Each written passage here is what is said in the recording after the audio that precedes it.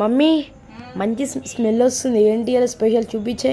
మన స్పెషలా నైట్ మా dinner special చూపిస్తారండి ఫ్రెండ్స్. అయితే ఏమైందంటే నేను ఇది కిచిడి కందిపప్పు వేసి కిచిడి చేద్దామని చేస్తాను.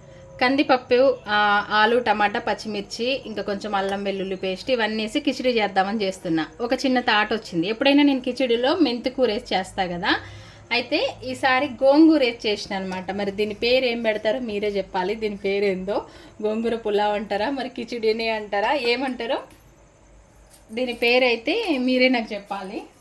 ఓకేనా? ఇప్పుడైతే మా పిల్లలకి ఇది పెట్టేస్తా. మాకు కొంచెం టైం పడుతుంది తినడానికి, నాకు ఇంకా వర్క్ అయిపోలేదు. పిల్లలకైతే టైంకి పెట్టాలి కదా. ఆలు కూడా వేసిన, మర్చిపోయిన ఆలు కూడా వేసిన. అయితే దీన్ని కిచిడి అనడం కంటే గోంగూర పులావ్ అనడం బెటర్ ఏమో, ఎందుకంటే గోంగూర వేసి కొత్తగా ట్రై చేసిన కాబట్టి సూపర్గా ఉంటుంది అనమాట. అయితే బాయిల్ ఎగ్ నా పిల్లలకైతే టైంకి పెడతాను, నాకు ఎంత వర్క్ ఉన్నా కూడా. కన్నీ బాబు వచ్చేసి నాన్న తిందు.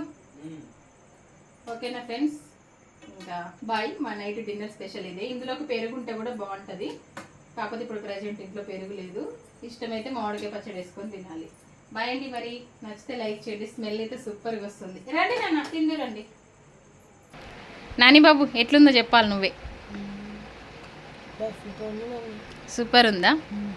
Okay, thank you.